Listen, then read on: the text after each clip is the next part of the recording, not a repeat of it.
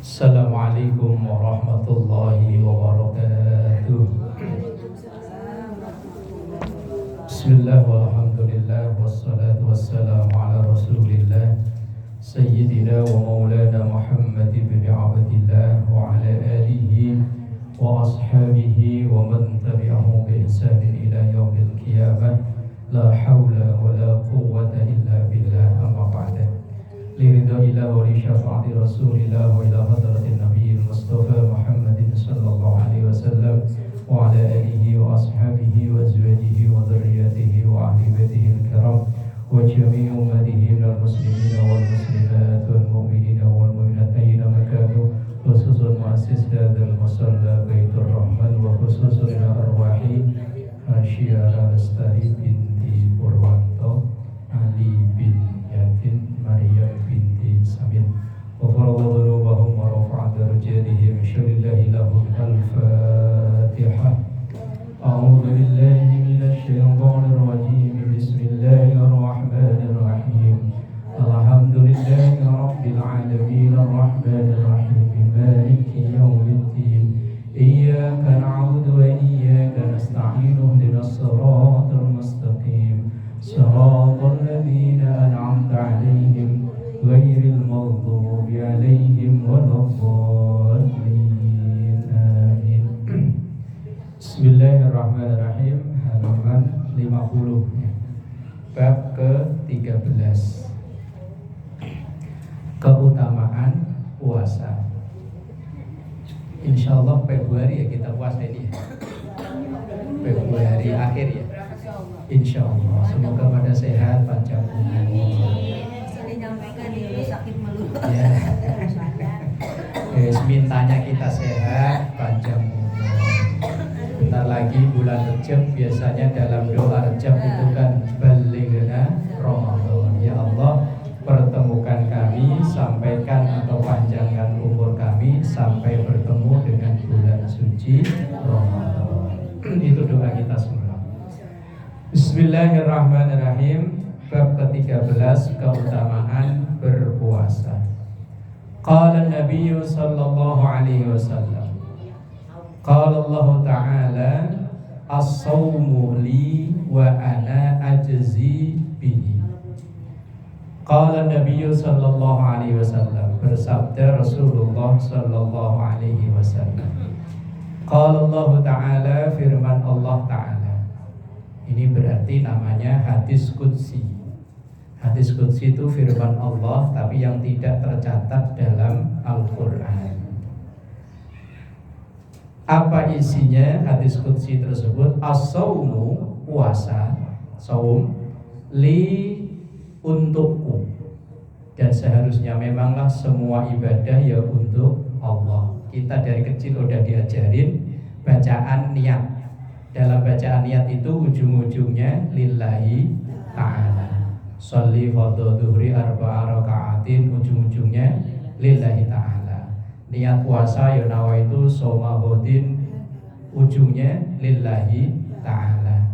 Zakat nawaitu an ukhrija zakatal fitri an nafsi, ujungnya lillahi ta'ala. Apalagi ibadah yang biayanya besar.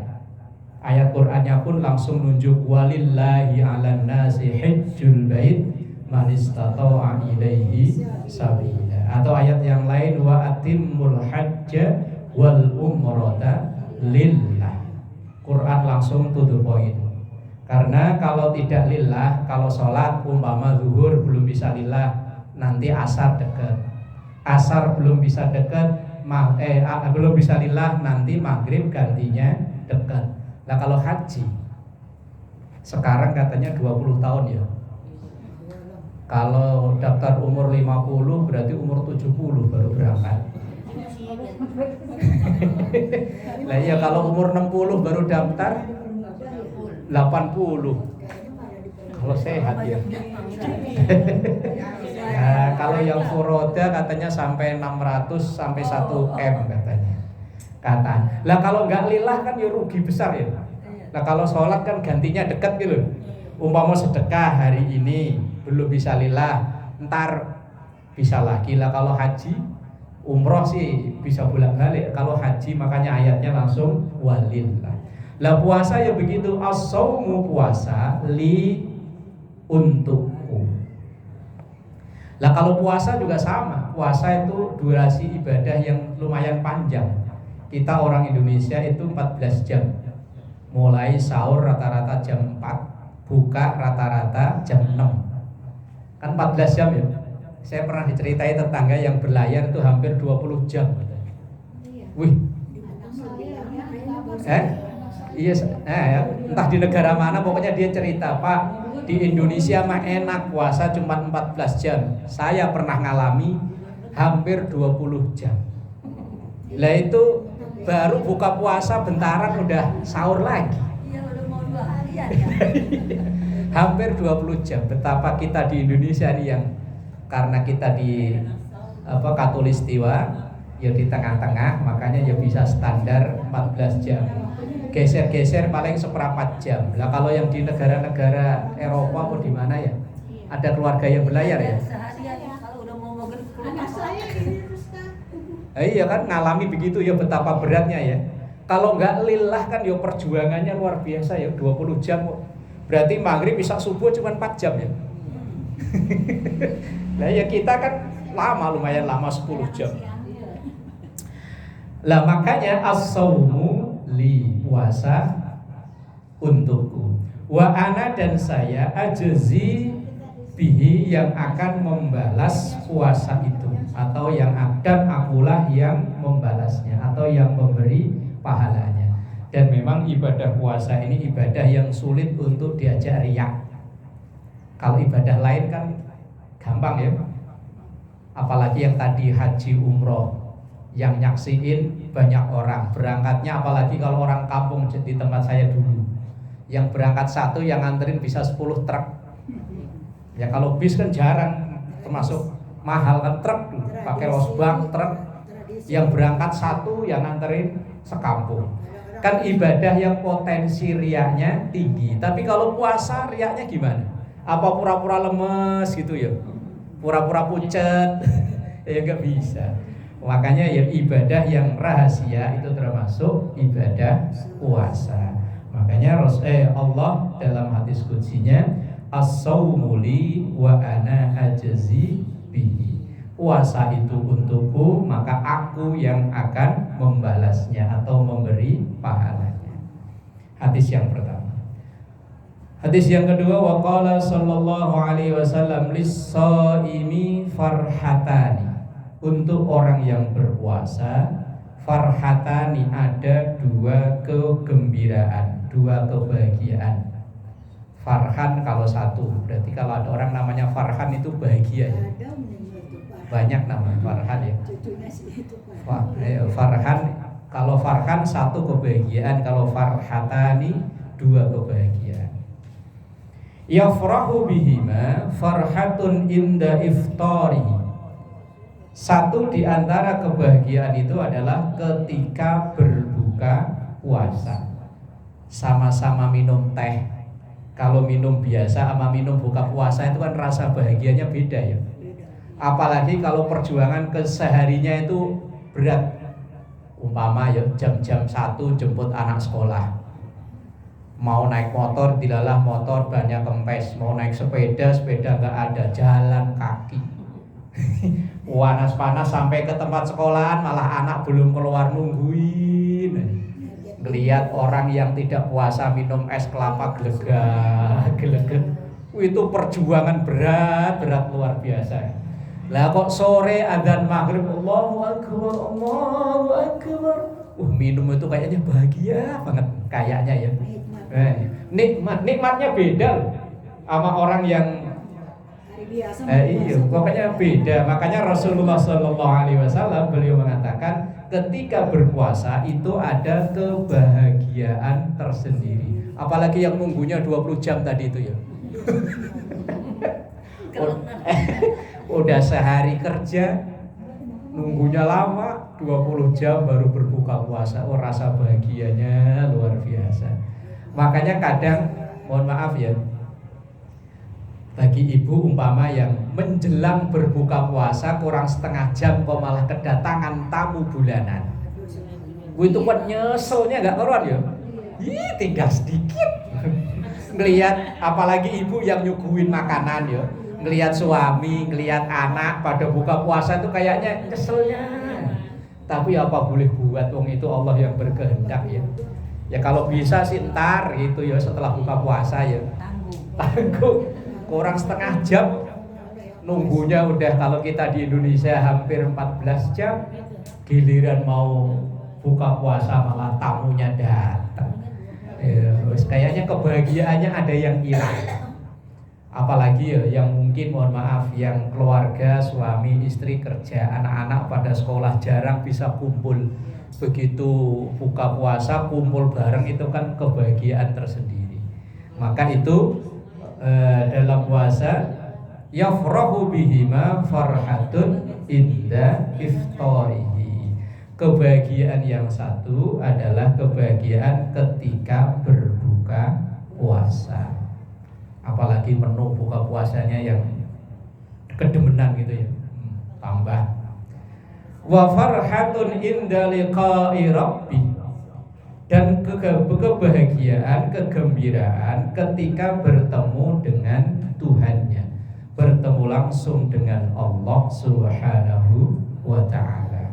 Digambarkan bahwa kenikmatan terbesar di surga itu ya bertemu dengan Allah. Logikanya begini, kita bertamu ke rumah orang, kita pengen banget ketemu dengan tuan rumah itu. Suguhan udah disuguhi, tempat duduk udah dipersilahkan, pokoknya semua fasilitas udah dipersiapkan.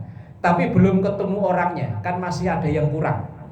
Begitu ketemu orangnya nemui kita, itu makanan yang kita makan ya kita taruh dulu. Yang mulai kita duduk ya berdiri.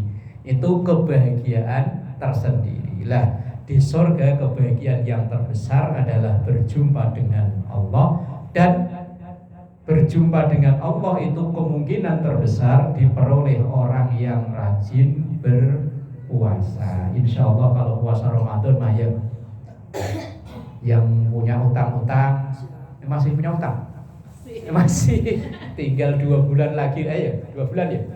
Apa sebulan setengah?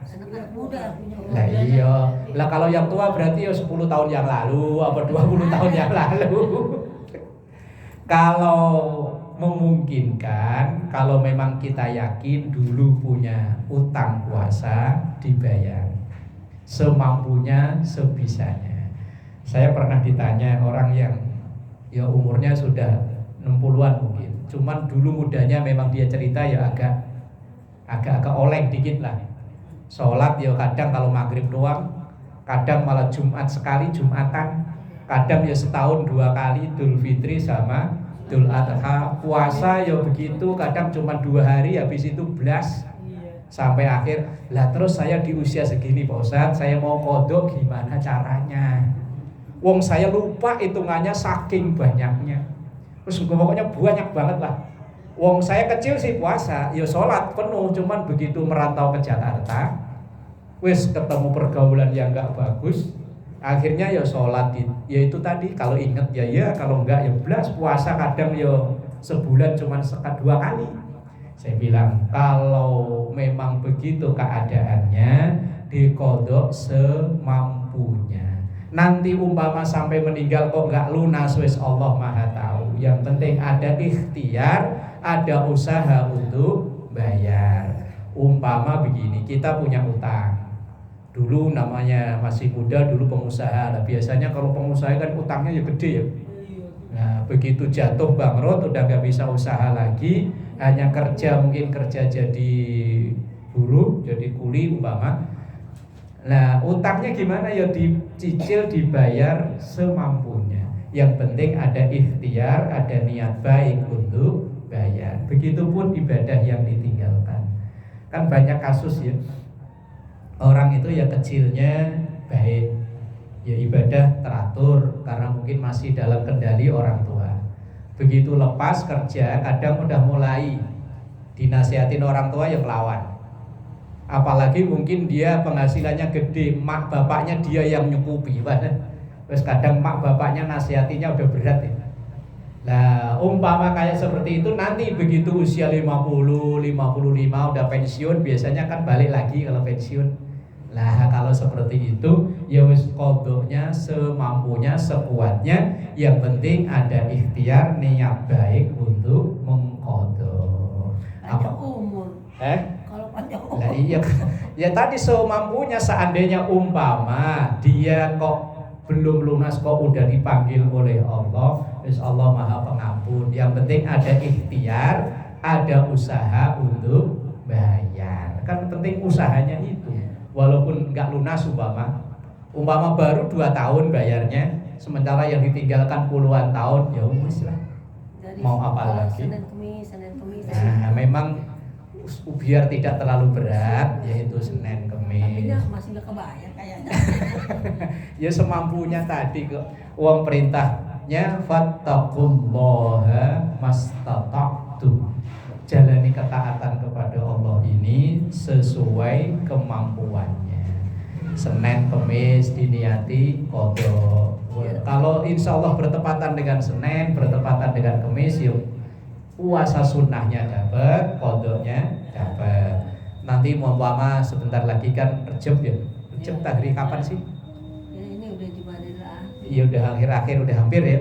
Yang membiasakan puasa Rejab umpama niatkan qodok, insya Allah puasa Rejabnya ya dapat. Yang yakin dulu punya utang. Kalau yang nggak punya utang, nggak punya utang. Aku yakin saya mah nggak bohong lagi. Nggak punya utang. Lah ya dulu umpama 10 tahun yang lalu Dari dulu waktu-waktu udah nggak usah. Gua bohong udah tahu.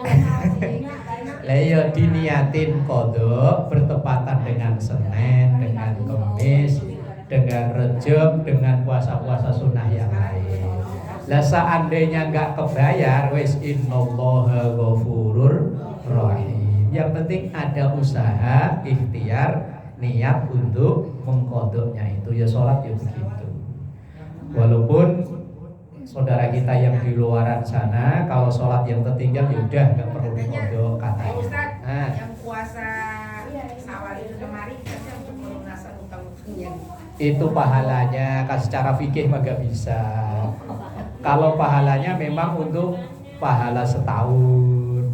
Tapi kalau secara fikih utang Ramadan tetap jadi dibayar dengan hitungannya. Ya ntar kalau ada hadis ada yang surah Al-Qadr itu Inna anzalnahu fi lailatul qadr wa ma adraka ma lailatul qadri khairum min alfi syahrin. Satu malam Lailatul Qadar lebih baik dari 1000 bulan. Berarti nanti kalau udah dapat Lailatul Qadar 1000 bulan nggak usah ibadah gitu. Lah iya makanya pengertiannya nggak begitu. Terus umpama ada hadisnya sahih, sholat 1 kali salam di Masjidil Haram itu sebanding dengan 100.000 sholat di luar Masjidil Haram. Lalu apakah begitu pulang haji, pulang umroh nggak usah sholat? Ya enggak begitu hitungannya. Sama kayak orang kalau kerja, kadang itu kan lemburan lebih gede daripada gaji pokok. Ya. Apakah nanti kalau udah dapat lemburan terus nggak kerja? Ya dipecat. Nggak begitu, pengertiannya nggak begitu. Bismillahirrahmanirrahim. Wa qala sallallahu alaihi wasallam la khulufu famis saimi atyabu indallahi min rihil miski. Sabda Rasulullah sallallahu alaihi wasallam, la khulufu famis saim, bau mulutnya orang yang berpuasa, atyabu lebih wangi indallah di sisi Allah, bukan di sisi sama manusia loh ya. Di situ indallah di sisi Allah. Kalau di sisi sama kita umpama sahur makannya jeki ya. Jeki dicampur sama pete lagi ya. Wow. Lah habis sahur, habis sholat subuh belum mandi, belum sikat gigi, tidur. Habis tidur langsung ngobrol sama orang kan. Mantap. Lah terus kalau ditanya, Bu, emang belum sikat gigi? Lah kan hadisnya katanya lebih wangi. Salah menerapkan hadis. Iya. Lebih wangi itu di hadapan Allah, bukan di hadapan sesama. Kalau di hadapan sesama ya beda, ya tetap kita ikhtiar. Habis sahur, apalagi yang makan jeki ya. Jeki itu yang makan sih nggak bau, cuman yang pete sama. Saya termasuk yang demen. Saya kalau makan pete istri itu, karena dia nggak doyan. Kok saya nggak bau? Kata istri, situ enak. Rasain saya minum baunya. Oh saya paling demen. Lah iya bagi orang yang nggak suka kan, iya. Lah ini maksudnya itu adalah bau mulutnya orang yang berpuasa itu lebih wangi di hadapan Allah. Artinya kemuliaan orang yang berpuasa itu luar biasa min rihil miski dibanding dengan bau minyak misik. Misik itu kan terkenal minyak yang paling wangi. Ini maksudnya kemuliaan orang yang berpuasa. Ini jangan dimaknai hadis langsung tekstual ya. Langsung kalau puasa gak usah sikat gigi, gak usah. Bahaya. Apalagi misalnya kayak saya begini ya, mau ngajar. Tadi umpama sahur pakai itu gak sikat gigi. Wah, begitu saya assalam, ibu-ibu kan langsung wah biru, apalagi ruangan tertutup begini ya. Waduh, nggak kelenger udah alhamdulillah ya. Iya umpama. Lah makanya itu memaknai hadis itu kadang yo jangan langsung wah sama kayak begini. Ada hadis begini, man masaha ra'sahu ala ra'si yatimin. Allah akan mengampuni siapa yang mengusapkan tangannya di kepala anak yatim, maka Allah akan mengangkat derajatnya sejumlah dengan rambut anak yatim. Itu jangan dimaknai berarti wah kalau anak yatimnya gondrong berarti pahalanya lebih banyak loh. Berarti kalau anak yatimnya gundul botak nggak ada pahalanya, ya bukan begitu. Maksudnya saking banyaknya pahala orang yang sayang pada anak yatim itu kayaknya sejumlah rambut. Nah rambut kan nggak bisa dihitung, kecuali rambutnya Upin Ipin bisa dihitung ya, cuma satu. Dari dulu kala sampai sekarang nggak nambah-nambah. Lah terus maksudnya masaha ala ra'si yatimin itu bukan kok hanya ngelus-ngelus doang. Melihat anak yatim sini lagi langsung susuk pergi son. Ya yo enggak. Itu masaha itu perlambang, simbol. Ngelus kepala itu sebagai simbol sayang. Kalau anak yatim itu kebetulan memang ekonominya nggak bagus, ya dibantu secara ekonomi. Lah kalau anak yatim itu anaknya orang kaya raya, umpama dia punya kontrakannya satu gangan ini kontrakannya dia, cuman bapaknya ninggalin warisan satu, apakah dia tetap nyantuni pakai duit? Ya enggak, yang dibutuhkan dia mungkin perhatian, karena mungkin bapaknya udah gak ada, bimbingan.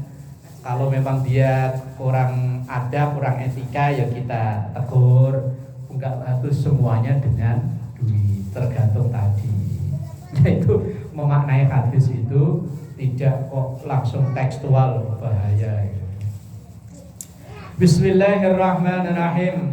Wa qala sallallahu alaihi wasallam, alaikum bil ghanibatil baridati. Alaikum hendaknya kalian bil ghanimah, mendapatkan ghanimah. Ghanimah itu kalau zaman Rasul dulu harta rampasan perang. Kalau ada dua pasukan berperang, itu pasukan yang kalah, harta bendanya itu jadi milik yang menang.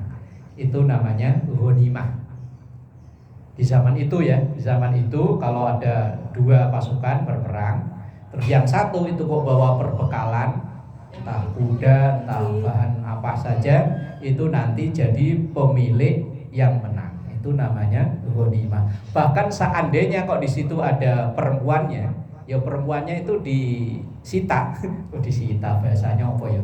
Diambil lah, jadi dijadikan budak biasanya. Itu peraturan perang di zaman itu, namanya ghanimah. Al-baridah yang dingin. Qalu ya Rasulullah. Kemudian para sahabat bertanya, wa mal ghanimatul baridatu. Ya Rasul, apa itu ghanimah yang dingin? Harta rampasan perang yang dingin.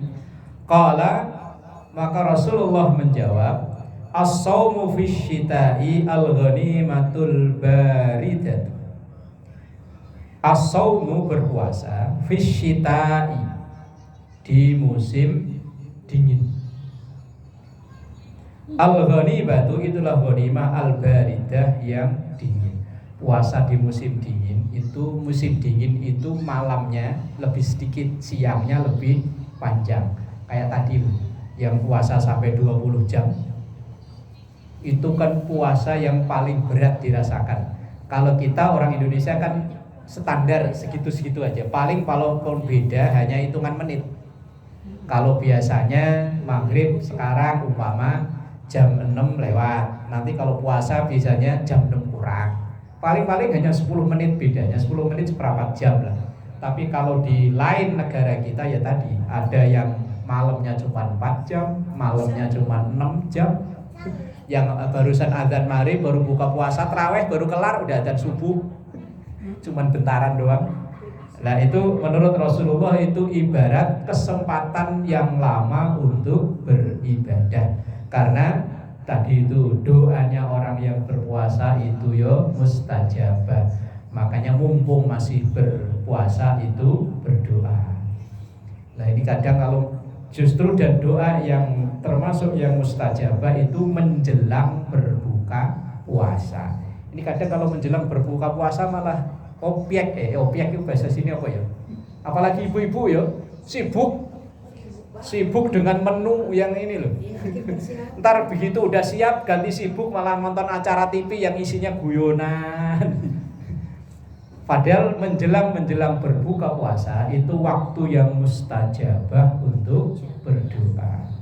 Makanya sering kadang kalau diadakan acara buka puasa, entah kadang walaupun nunggu hari libur, itu waktu yang terbaik untuk berdoa. Cuman ya itu tadi, sering kita itu melewatkan waktu-waktu mustajabah untuk berdoa. Di antaranya waktu mustajabah berdoa itu ketika turun hujan.